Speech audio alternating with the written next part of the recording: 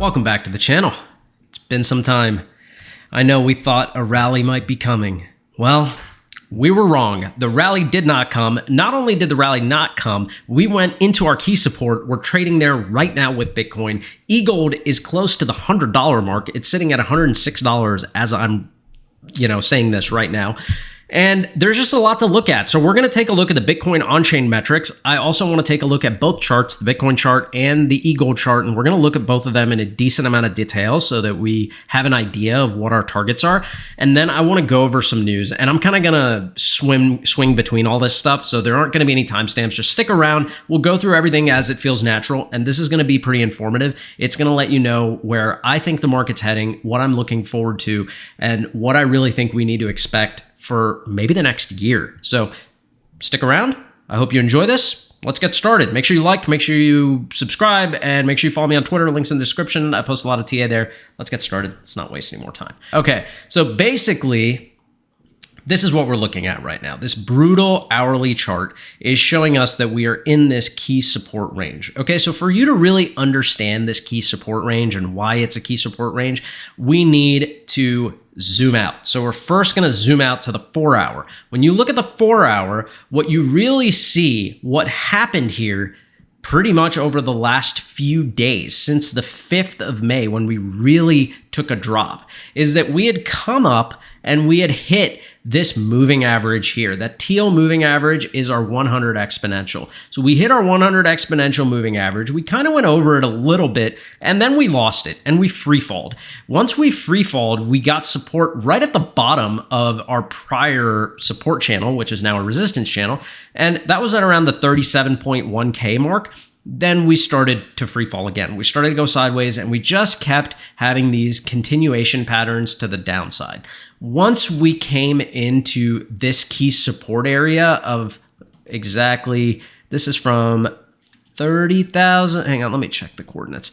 This is from 30,000 to 31.5 is where we've hit support. We actually almost called this perfectly. We actually went down to 30,300. We had it set at 30,000 and we kind of hit resistance up at this 31.5 mark. It was actually right around 31.8. So we were very close. We were off by a few $100s, but we knew that this was a support range. And if you had followed me the last few days, you might have been able to pick up some Bitcoin in this area. You probably would have been ready for it.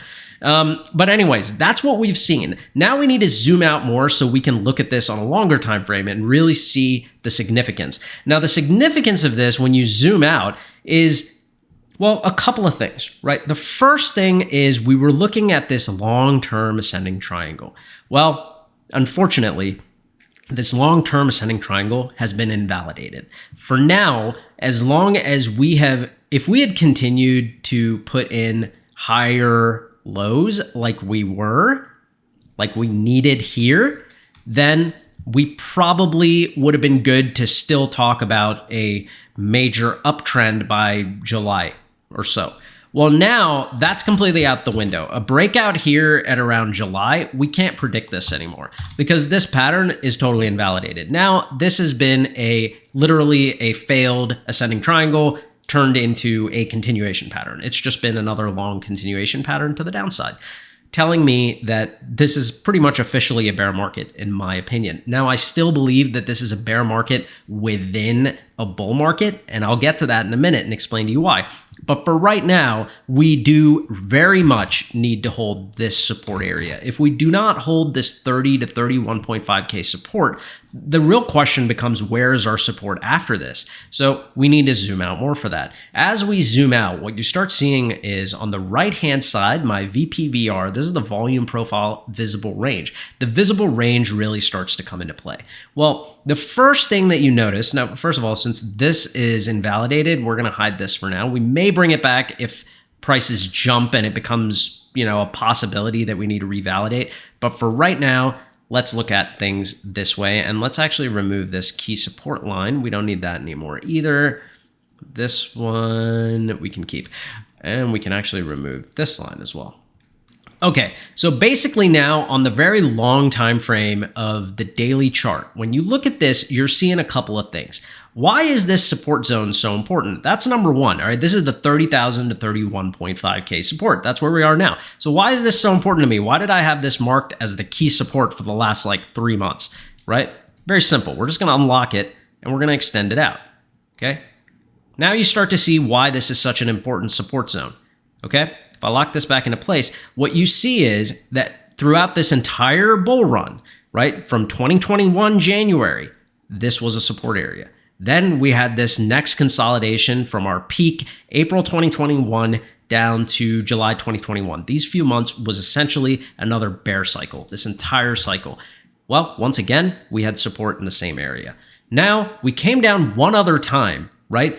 And when we started this triangle uptrend that we were looking at, so if I turn that back on, you know, basically, where did it go? Did I get rid of that triangle? Dude, don't tell me I got rid of it. Ugh. Sometimes this is why I hate doing TA, because I end up with so many things that I totally misplace my stuff. Okay, here we go. So there's a triangle.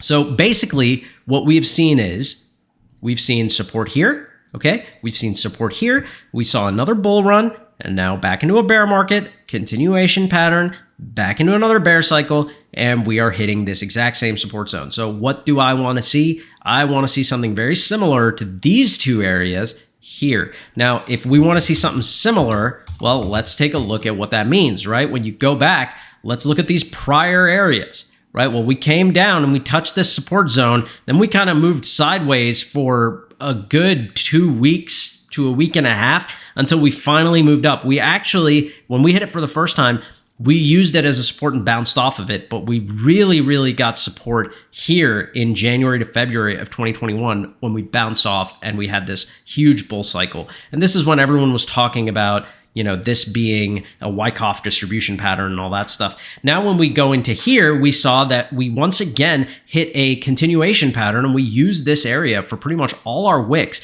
And when we came down to the bottom of this range, we actually candle body bounced off of it. That means you had candle closes right around that support range and then you bounced. Now, we zoom back to where we are today. We're coming back in and retesting this area. So what I would like to see, either we just bounce up like this and start hitting that resistance zone again, then maybe we come back and touch it. That's fine. If we go sideways, I'm okay with that. That's more accumulation time. What I don't want to see is a bounce like this and then a drop. This is still possible, but this takes us down to some very dangerous levels. This would take us to like 26,000. Now, when I really zoom out, I start to wonder, what are our bottom targets if we fall below that?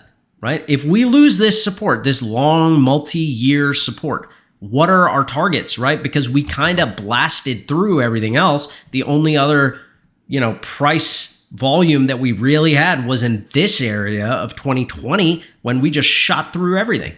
There is no other volume. So how do you determine where your bottom targets are? That's what we need to know. If this is a bear market, we need to know those targets. So what I do is I switch over to the weekly chart and then I turn on my moving averages. Now, when you look at your moving averages, you see that there's one more moving average on the weekly that we haven't touched yet. This moving average right now sits at around 26,900. Now, if we zoom out a bit more, what you can see is we've only touched this moving average a few times because it's only existed for a short period of time on the amount of data we have on this Coinbase chart. We would have to look at the BLX, which is the totally long historical Bitcoin chart, to really see these long-term moving averages. But the key thing here is that we have hit this moving average in bear bottoms, right? March 2020, we hit it in December 2018, and now we are not super far from it. This moving average now is sitting at 26,000, about 27,000. Now, I don't know if you've put this together yet, but bouncing off of this moving average is actually very bullish, because if you look at what happened here the last time we touched it in 2018, well, what happened? All right, let's take a look. Let's grab the ruler. Okay, this is what happened. You had a 300% increase after you bounced off of that moving average. What happened after you bounced off of it in March 2020? When markets sold off too much, undervalued Bitcoin, and then Bitcoin started to recover. What happened? What happened the last time we touched it in March 2020? Well, Bitcoin went up a total of about 1,100%. And right now, from that March 2020 area, from the moving average, we are still up 489%. So now, If for any reason we bounce off this moving average over the next month, 2 months, 3 months, 4 months, 5 months, 6 months, whatever it is, we trade down, we bounce out of this area. Well, what I'm looking for next is something like this, like I'm looking for bare minimum a 200-300% bounce from here, right? That puts us up to 100,000, 115,000. I mean, it's kind of right in line with everything else. It's what you'd expect to happen. Now we got to talk about timeframes. Okay, so you see what I'm saying here. This move is not a bad thing, right? You got to have consolidations. The main reason this consolidation is happening is not because of Bitcoin. It's because of the overall global economy, right? That's what we really need to understand. I'm going to get into that. I'm going to give you some more information about that, but let's stick to the charts for now, okay? So the first thing is, my bottom target. I have a very clear bottom target. It's very, very clear. It's on the weekly charts, the 200 exponential moving average. That's my bottom target. It's 26.8. I don't see us going below that. And if we do go below that, it's only going to be a wick. And I don't think we go below 25. I think we wick down to 25 and then we bounce up and you start seeing one of these like multi-week recoveries, right? You start seeing prices come back to the $30,000, $35,000 mark and you start seeing that recovery move up. I think that's what's going to happen because once it starts hitting 25,000, it's almost too good to pass up. Another thing that's interesting is that MicroStrategy, for the first time today, was at an overall loss for their Bitcoin average purchase price of $30,700. That's pretty interesting because I want to see now what is MicroStrategy going to come back with as far as news. Are they going to be buying this dip? Have they already been doing that? We're going to find out soon enough. Saylor has been relatively quiet on it. We know he is still following everything, but I haven't seen much. Now, another interesting thing that's pretty important, the SEC approved Valkyrie's next Bitcoin futures ETF. They had already approved it in the past. They have now approved another one. We're starting to see a lot more of these come in. I actually highlighted a bunch here, but we're not going to go over it. I've told you about this before. Okay, this I thought was very interesting. Argentina's central bank wants to prevent lenders from offering crypto and Bitcoin and crypto services. So it says Argentinian senators cut a $45 billion bailout deal with the IMF on Thursday to help the country avoid defaulting on its debts with a casual clause attached. Hang on. That's a little bit better. Okay. The deal was approved in a 56-13 vote that includes a brutal provision that forces the government of President Alberto Fernandez to take an anti-Bitcoin and anti-cryptocurrency stance. The letter of intent had the clause included and was signed by the Economy Minister Martin Guzman and Central Bank President Miguel Pese on March the 3rd, 2022. The clause mandates Argentina's efforts to discourage the use of cryptocurrencies with a view to preventing money laundering, informality, and disintermediation in order to further safeguard financial stability. You gotta love it. If you have not read this yet, or if you did not get all of that when I was reading this to you, basically what this is saying is that the IMF is giving $45 billion, okay, to Argentinian senators to bail them out of their collapsed fiat currency. And they're doing that by telling them, we're only going to give you this money if you discourage the use of crypto and you say that it's because we want to prevent money laundering and we want to further safeguard financial stability. Here's what I take from this. Here's what anyone should take from this. The International Monetary Fund, they need fiat currencies to do well. That's what they need. That's what they back. That's what gives them power. They are now giving away $45 billion and using that as a bribe, essentially, to tell people, tell your people not to use cryptocurrencies. We don't want them to use cryptocurrencies and tell them that it's because you're going to prevent money laundering and this is for financial stability. It's a collapsed currency. They have already collapsed. Hyperinflation has happened in Argentina, and giving them $45 billion is not going to solve anything. This, my friends, is the International Monetary Fund cahooting with the central bank to bribe Argentina with $45 billion in order to tell them to discourage the use of cryptocurrencies. This, to me, very, very bullish. This is the length that the IMF and central banks are going to be willing to go to, and that's why they're so scared of Bitcoin, because they know it is a real money. They can give away $45 billion of fake money and tell you, don't buy the real money. We want you to keep buying the fake money. So very interesting. Keep following this. I want to see what happens with this. This is another one I thought was very interesting. The Indian Central Securities Depository to back up its monitoring of bonds by blockchain. In the future, India's NDSL and the Securities Board Division will welcome other entities to join the decentralized network. Now, this I thought was pretty funny. The Central Securities Depository wants you to join their decentralized network. the Central Securities Depository wants you to join their decentralized network. Now let's go down a little bit. Okay. Let's see. There was a very interesting thing here. I must not have highlighted it. Basically, hang on. Okay. The network, this decentralized network, okay? The network will be maintained by two nodes, whom the NDSL and the Central Depository Services, CDSL, will control. Two nodes under central control for their decentralized network. As Bush specified, other entities will have a chance to join the network and establish their nodes in the future. They'll have a chance to join. They may not join because they'll have to reach all of the conditions met by the central controllers of these two nodes. So, this is what's happening now. You're starting to see major central exchanges and authorities start to want to use blockchain, and they're starting to use phrasing that is just incorrect. They're starting to use words like decentralized networks to make people think these are secure networks. These are not decentralized networks. This is a central network taking advantage of blockchain, and they have full capability to modify whatever they want in this network. They maintain the nodes. There's only two nodes. So I think this is kind of interesting because what you're seeing is you're seeing actual national governments adopt blockchain for their own central internal use, and they're trying to trick you into thinking that they are adopting decentralized networks. They're not. This is a centralized network, but it helps make the case for the need of decentralized networks. Let's move back to our charts.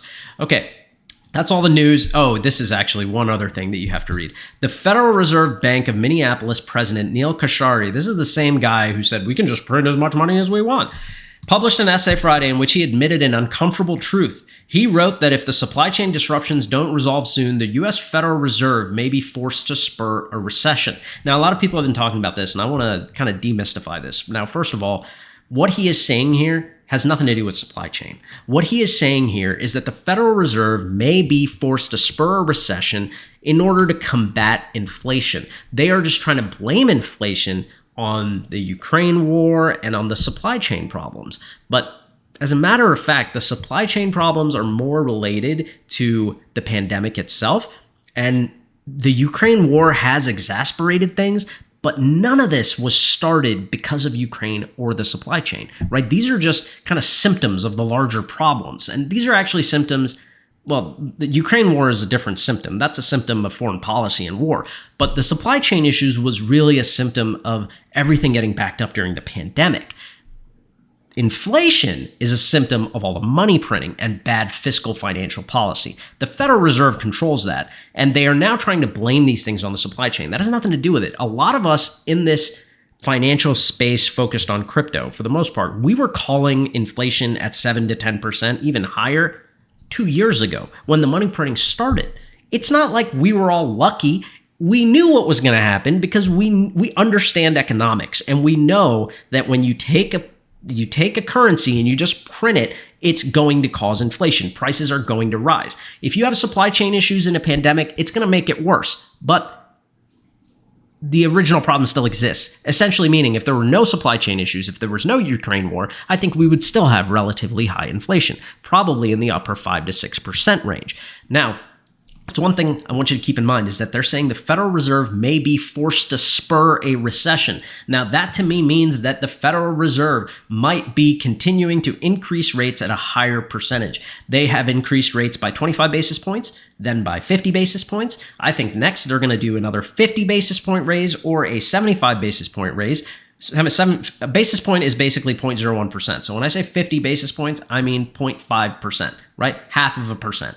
0.75% is 75 basis points. So I think that they're going to go all the way up to 1 basis point, and they're going to do that towards the next year. So I think that this bear market in general is probably going to fluctuate as interest rate changes happen, and then markets drop, then they start recovering until the next interest rate change, and then they drop again. So I think we're going to see a lot of sideways action. I think Bitcoin's going to react like that too, unless there's major adoption in the next year. I would expect anywhere between $25,000 to $40,000 over the next year. That's where the price would kind of go sideways as the Federal Reserve is manipulating interest rates to try to fix this house of cards they've created. Now, assuming that that's the case, if that happens with the Federal Reserve and that's what they're doing, and you start to see this sideways action happening, what is going to spur a bull market?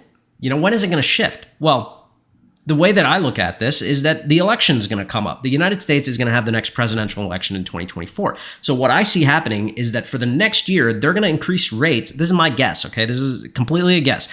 I think that they're going to keep increasing rates over the next year, and that they're going to do in order to reduce overall inflation, because they're going to use interest rates to combat their bad monetary policy. So now is when all the people start paying the price for all the money printing. We'll see that over the next year. Then at around May to June 2023, you're really going to see, campaigning start happening. It's going to be big time campaigning because we're going to start seeing the elections coming close and all that stuff. I think that's when, as we're getting closer to re-election time, that is when you're going to see the Fed start reversing their monetary policy, and they're going to start bringing down their interest rates. They're going to start basically pumping up the markets again. And then as they start pumping up the markets and inflation has reduced a bit, they'll be able to use those as wins. They'll be able to say that, hey, look, we've fought inflation, inflation's down, markets are going up again, stock markets are doing well, 401k is doing well. It's because we've dealt with everything properly.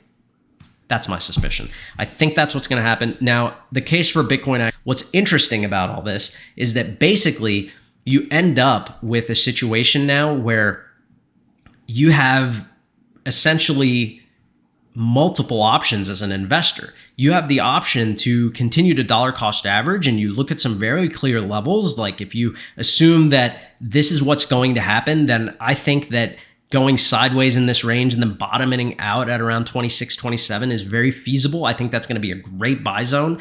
I don't see too much potential right now on the charts to indicate that we're going to go much further than that. I don't even know if we're going to make it there, right? Your other option is just to, use this time to rebalance your assets. You could actually choose to sell one asset and switch to another asset. You could generate taxable losses for the next tax year. So there's a number of ways to take advantage of the market during these bear cycles. Now, I would say this also. In Bitcoin's history, okay, this is probably one of the worst weekly performances we've seen consistently.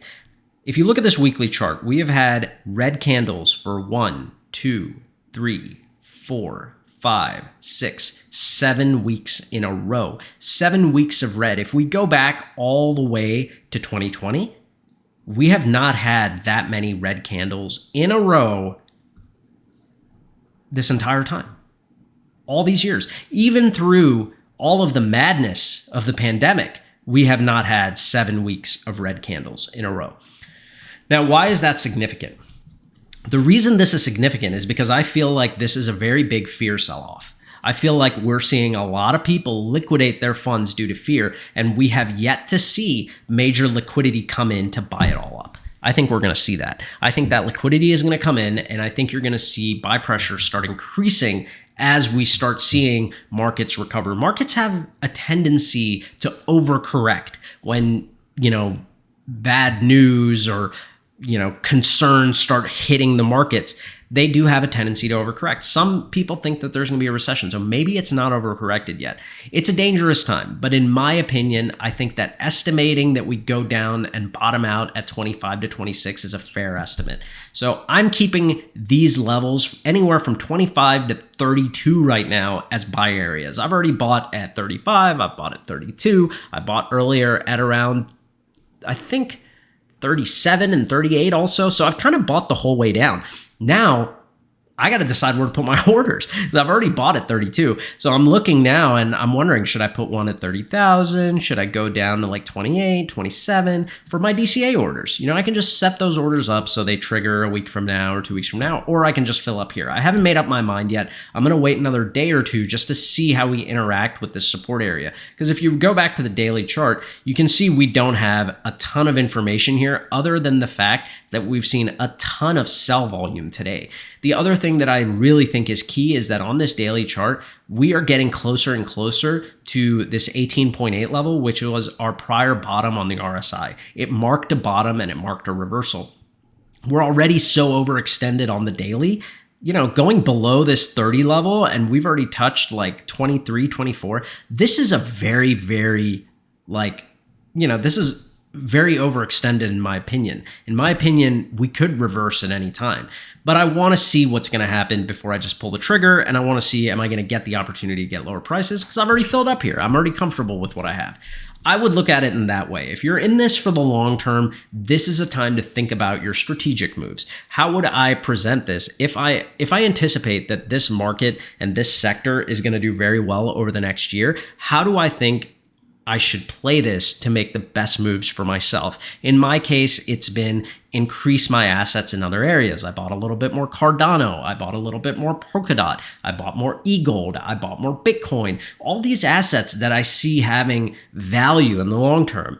I still think that they're going to have value, and I still think that they're just being affected right now by the fact that everyone's going risk off. My personal opinion is that this, like any other cycle, will reverse. It's going to have to reverse, in my opinion, before the presidential election. If the Democratic Party wants any option of winning, they're going to have to fix the economy before the election, or no one's going to vote for them. So my assumption is going to be is that they're going to work this out with the Treasury and the SEC so that things work out in a way that they can make changes to combat inflation for the next year, and then make changes to kind of prop up the economy to win the election. That's my suspicion. I am going to trade with that suspicion until I have any reason to doubt it, because it makes the most sense to me right now. Okay, now the next thing I want to really look at is where my upside targets are, okay? You already know the downside ones. I've shown those to you. For my upside targets, what I'm really looking at right now is for us to break above 34K. 34K in both instances prior acted as a support. So what I really want to see now is, are we going to flip that area into a resistance? So if we do, that's not a good thing, right? If we go up and we hit resistance there, then we could continue further down and hit that 25 to 27K mark. That's very possible. If we do not hit resistance here and then we flip that area to support and keep moving, this is going to be a much stronger indication to me that we are starting an uptrend. But even if that happens, I'm going to be very, very closely watching this line. Okay, hang on. This line here. What? How did I just get a single dot there? Okay, I'm going to be very closely watching that trend line. That trend line is basically a downward trend line that has started from our top to our recent lower high, right? If we look at this as kind of an indication, we really, really have to see us break this trend to know that we're going back into an actual bull run. Until we break that trend, as far as I'm concerned, this is not a bull market. This is still a bear market. We are trending against these moving averages. We need these moving averages to flip. We need this trend to flip. For example, when you look at it this way on the prior run, right, it would have been something like this. Right? You would have known that if you're following that trend line up to here, a breakout above this trend line and then staying above it really tells you that you are in a bullish cycle. Very similar to what we're seeing here, right? We need to break past this trend line to know that we are moving in an upward direction. And honestly, any resistance against this trend line is going to be very dangerous. It's going to make me think that we could go further down. So I'm going to keep a close eye on it. We're going to keep looking at this. It's going to be a new thing that we're checking out. So at least for now, we will just modify this a little bit. We'll change the style.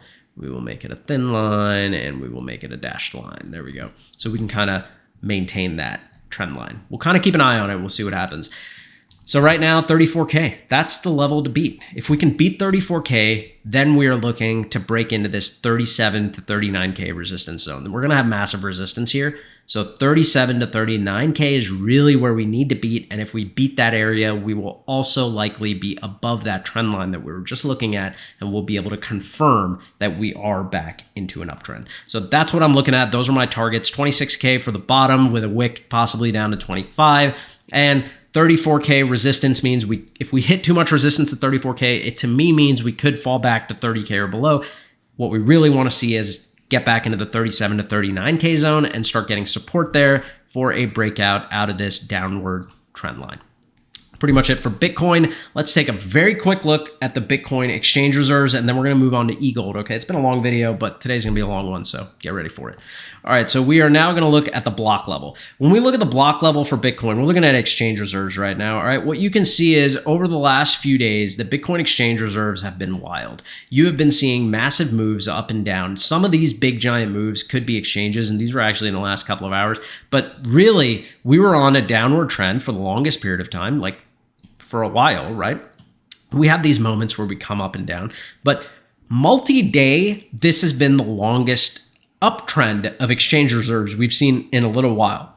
Now, what does this mean? This means a lot of Bitcoin went onto exchanges from May the 3rd all the way until now. We have seen a total of 47,000 Bitcoin come onto exchanges. I mean, we're talking 47,000, multiply that by about 30,000 of Bitcoin, or 30,600 right now. That's $1.4 billion worth of Bitcoin has been moved onto exchanges in the last 5 days. I think that has a lot to do with the price dropping. You have a lot of liquidity that's been selling off. Now, remember, accumulators, like long-term holders, they don't control the price. The price is controlled by traders and derivatives. Now, if that's who controls the price, well, that means when they're selling, the price is falling, right? The funny thing is, though, is that as soon as demand comes in, all this supply that's been disappearing is going to remain disappeared. Remember, you got to look at this on the longer time frame. We switch this to the daily, and that's really what's happening with exchange reserves, right? You compare this to the price, and you start to see a clearer picture. This is what's happening with the reserves on exchanges. You are just seeing a massive, massive downtrend. Now, eventually, traders and derivatives won't control the price, right? They'll control it for now. But once you have massive demand come in and you have institutions and retail and everyone ready to buy, and you start having people go risk on again, the markets go through their cycle, we're ready to get back into a bull phase. Well, when that happens, the exchange reserve is going to be massively low. So that means when the demand comes in, there's not going to be enough Bitcoin on exchanges to supplement it. And that's when you're likely going to see what Bitcoin typically does in these situations, which is give us a massive, massive rise in price. So keep that in mind. When we look at some other metrics, we look at the hash rate for Bitcoin, we're at near all-time highs. The network has never been stronger, and this is an incredibly important thing to see. Then we look at the Poel multiple. This is the miner profitability. It's still low. Marathon Digital, for example, one of the biggest miners in the United States, they're just holding all of their Bitcoin. They are mining Bitcoin, holding everything. So it is very, very indicative that miners don't want to sell either. They're ready to keep holding.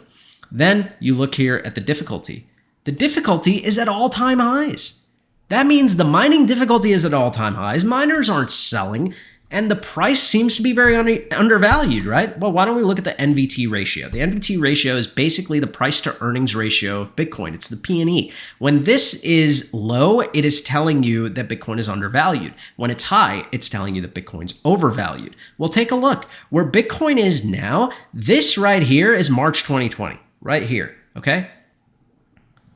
This is March 2020, and this is where the NVT ratio was. This is today. This is where the price is today, and this is where the NVT ratio is. The NVT ratio today is lower than it was in March 2020, which tells us that actually, right now, at around $30,000, Bitcoin is more undervalued than it was in March 2020 when the price was only a few $1,000s.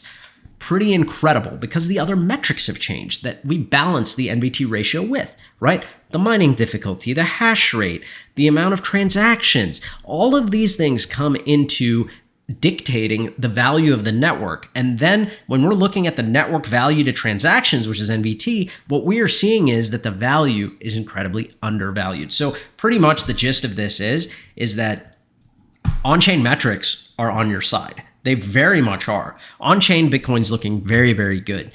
Honestly, globally, like based on global economics, Bitcoin's looking really, really good. It's performing better than everything else longer term, right? If you zoom out, it is still outperforming everything.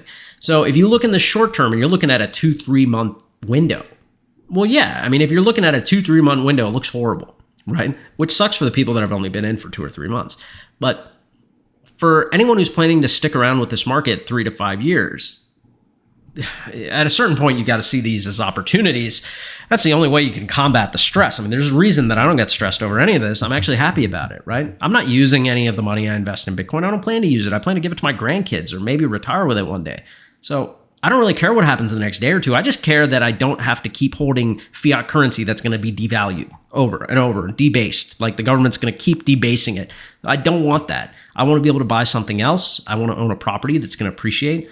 And that's why I'm in this one. Granted, the risk is high. So do your own homework, do your own research. Make sure you have the confidence that I have before you decide to invest like I do, right? But do it on your own and figure those things out. Use my information just to supplement it. And, you know, hopefully you hear a few things here that decide to spark your brain so you can research a bit. Okay, let's move on to EGLD, all right? I think we've gone over everything we need to do for Bitcoin. This has been a 38-minute video on Bitcoin and news, so I really hope you enjoyed that. We are going to switch over to EGLD now. Okay, now. Here is the EGLD chart, okay? We take a look at the EGLD chart, and a lot of the things you just saw in Bitcoin are holding true here, okay? We have dropped below our major support zone of 120 to 140. We have dropped below, we have set a new lower high. We've dropped below this ascending triangle. So the same way that we got rid of this ascending triangle with Bitcoin, we're gonna get rid of it here, okay? Our golden pocket is still our target. This is where we need to, we've basically hit a double top at this golden pocket. But what we really need to see is Bitcoin come back, or Bitcoin, what we really need to see is EGLD come back past this support zone. So 120 to 140 is the key zone right now. We need to either trade in that zone or we need to break above it. After that, the most important zone is 190 to 200. That's the long-term golden pocket. Now, if I actually, you know, take this entire chart, what is going on with this chart? Hang on, let me save and refresh this. For some reason, it's not working. Okay, so if we take a look at the, what is happening here? That's weird. I can't zoom out on this anymore. Maybe that's all the data they have, or maybe it's just something wrong with my browser. No, they definitely have more data than this. What is going on? Hold on a second, you guys. I'm sorry. I don't know what's happening here. We're going to try to reopen this, leave. Okay, whatever. I'm not sure what's going on, but we'll stick with this. And what we are seeing now basically is the fact that we're free falling, right? So I'm going to try to go into the daily and okay, there we go. Okay, so time frame matters. So we go into the daily and what we see here, there's a reason this was our major support zone. It was our major support zone because throughout the bull market, this is where we hit support, just like with Bitcoin. The only difference is Bitcoin's major support zone is where we are now. We've already fallen through this major support zone here. Our prior support levels that really acted as a bouncing point from the last drop were around $65, $66. So are these levels out of the question? This is what a lot of people have been wondering right now, right? There's a lot of fear in the market with EGLD and with DeFi. Are these levels out of the question, right? These are like basically at around $55 to $80. Well, the truth of the matter is they are not out of the question. They are definitely possible. But in what scenario? I would say that they're only possible in the scenario that Bitcoin continues to crash and goes down to like 25K, maybe even a little lower than that. Then I would see these levels occurring. I already think that EGLD has sold off a lot, as have other DeFi assets. I don't see a lot of them taking, you know, another 50% drop or 25% drop. I think they're going to have lesser drops now just because of the fact that they've already sold off so much. You're going to get to the point where there's going to be a lot of liquidity wanting to accumulate these assets for the longer term rather than just people selling off due to the fear of the Fed increasing rates and global markets coming down. I think you're going to start seeing that liquidity come in at a certain level. We haven't seen it yet, but one thing I do know is if we look at the volume looks like it could be finally reaching a point where we're ready to see a trend reversal. We haven't yet, but we are reaching that point. As this volume continues to drop, I'm going to expect something to happen that takes it back on this trajectory, right? That uptrend. Now, as that happens, I think we're also going to see the price start to rise, kind of like we saw in these areas. So I think this is going to happen again. The question just is, when is it going to actually reverse? Now, if you didn't guess where I was going with this, you can now. If we zoom out and look at this last 12-month period, right, what you really see is that your VPVR is giving you a support area of around $87. So if I had to pick a bottom right now for EGLD, that bottom is going to be around 87. I'm going to expect that we come down to around $78 to $87, somewhere in that $10 mark. That's going to be the bottom. That's what I'm looking at. It would correlate very well with the bottom we saw last time, but it is actually a much, much steeper correction because the previous time, the correction from all-time high was only about 80%. This time, the correction from all-time high going to that same level is going to be more like 84%. So it's kind of still on par. And this is kind of what we see, right? You got to be ready for these 50, 60, 70, 80% drops, even 90% drops with some assets if you're going to be in them long term and want to stake and really believe in the long-term future of them. Should you believe in the long-term future of them? We don't know for sure. There's no way to be sure. But what I do know is out of all the other DeFi protocols out there, EGLD has the best technology, at least that I've read about, that I've seen, that has the best, it has the best tech going for its future, right? Everything else is going to reach scaling problems and they're going to have a lot of issues down the road and try to achieve the same things that Elrond's already achieved from an architectural perspective. That's when I think we're really going to see that value come into EGLD when you start seeing these other networks have problems. And a lot of it's going to do with adoption. So I think adoption is really key. And when you're in a bear cycle like this, when everything's dropping, you're not going to have a lot of adoption because people don't want to buy things. Once things start going up, that's when people are like, oh, let me get on the train and let me buy stuff and let me buy NFTs, let me buy this, let me buy that. When they start doing that, markets start going up. You start having moves like this occur. You start having that euphoria occur. Well, that euphoria hits, right? We went through this area where there was no euphoria, and then we had euphoria. You know, now we're going through this area where we have no euphoria, and then, 6 months to a year from now, we'll be, looking at a chart like this, and I'll be like, oh, looks like we're in another bear market. You know what I mean? Like things will keep going in cycles. That's what's going to happen. So that's pretty much it with EGLD. There's not a lot to talk about as far as the protocol goes because Elrond itself has kind of been doing very well as far as making strides, and meta bonding I think has been a fairly big success. I think the only issue with Elrond right now is that a lot of people are still upset about the fact that MEX and LockMEX don't have a ton of utility. I'm not going to lie to you. That kind of bothers me too. I think that long term, they have a lot of potential to fix that. But right now, the fact of the matter is MEX and LockMEX do not have a ton of utility, and that's why they're burning in value, right? People are essentially finding more value in selling that liquidity because it continues to drop down. So I can't blame them, but personally, I haven't sold any of my LockMEX. I haven't sold any of my MEX. I'm holding all of it and I'm staking it all. And I'm going to keep staking it all longer term because I still think that these markets are nowhere near done. I think that DeFi and Bitcoin are just starting. And I think that right now is a good opportunity for me to continue to earn interest because I feel like that interest is going to grow exponentially in value. And I feel like I have enough faith in the Elrond team that I think they're going to figure out ways to really give a lot more utility to these assets that are really the blood of their DEX. So if Elrond wants the DEX to be successful, they want more people to use the protocol, they're going to have to fix these things. And I think they are going to fix them. I think they're capable of it. I think any problem that we've seen come up in the past, they have thought of ingenious solutions to fix it. But this is a tough one. So I'm giving them the benefit of the doubt. I'm giving them time. And to be honest with you, if I come up with a good idea, I'll post it on Twitter. I'll pitch it to them. I'll be like, hey, maybe try this, and I suggest you do the same. If you have good ideas for how you think MEX and LockMEX utility can be increased, tweet it at me. I'll retweet it, but it has to be legit, like a good thought out response. And I think that those kind of things need to reach the right people. The community can come together and give them ideas, but I have faith that they're going to have great ideas of their own and we'll kind of see where it goes. All right, for right now, I think we are pretty much good to wrap things up. My targets for EGLD. Okay, so I'll give you just one more time. I recap my targets for EGLD. My bottom target is around $77 to $87. Okay, and that we can actually mark it out in a rectangle here so you can see it. Let's go to TradingView and let's just mark this out. So I'm going to take this support and I'm just going to duplicate it and I'm going to move this down to that area.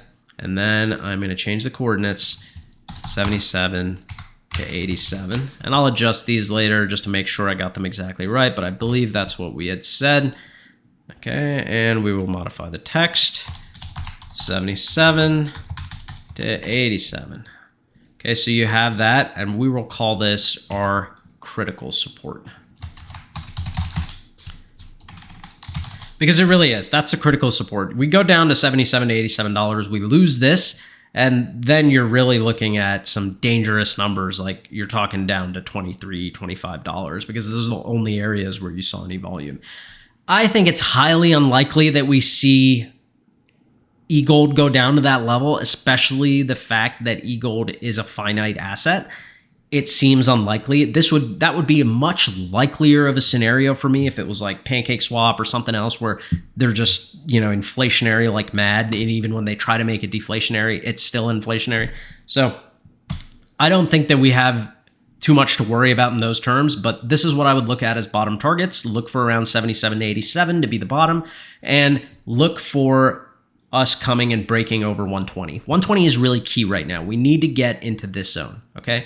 This is the zone that you want to be in, 120 to 140. So we want to see, even if we see something like this, right? If you see the price just take a plummet, everything drops, it goes into this area, that's when I would expect a quicker recovery, resistance there, followed by a rise. I want to see major support when we hit this critical support zone, if we hit it, right? And I want to see a bounce. Now, if that's not what you see, if it goes like this, that's when I would worry. That's when I would worry, and we will have another video if that happens. We'll have another video even if it doesn't happen, but we're going to keep up with it. But that's kind of what I'm looking at. That's kind of how I'm planning things. Personally, none of this stuff scares me. Maybe that's a good thing. Maybe it's a bad thing. I really don't know, but I keep my head cool. I make smart decisions, or at least decisions I think are smart, and hopefully they end up being smart. And I just try to keep a level head, man. That's all you got to do. You live once. I'm not going to stress out over markets all day long. If I was doing that, then I should have been more. I was more stressed out when Bitcoin went up to 12K and then went back down to 9K. You know what I mean? I was more stressed then than I am now because I did not understand everything like I do today. So this doesn't worry me. I think we're going to be fine, but I do think that when there's blood in the streets, a little more blood can be found. So just be ready for it and keep a good head on your shoulders. Make sure you leave me a comment. Let me know if you enjoyed this video. We're about 50 minutes. This was a nice, long, gigantic video. I hope you liked it. I hope it gave you some some comfort in these trying times. Welcome to the bear market, friends. I don't think it'll last very long. You've heard basically all my theories, why I think it could be about a year of sideways trading. But I'll tell you this, no matter what, things can change on a dime because the right news hits the markets. And, you find out that Panama is using EGLD, or you find out that, another country adopted Bitcoin, and you start to see no matter what, it doesn't matter how the markets are doing, liquidity is coming into crypto.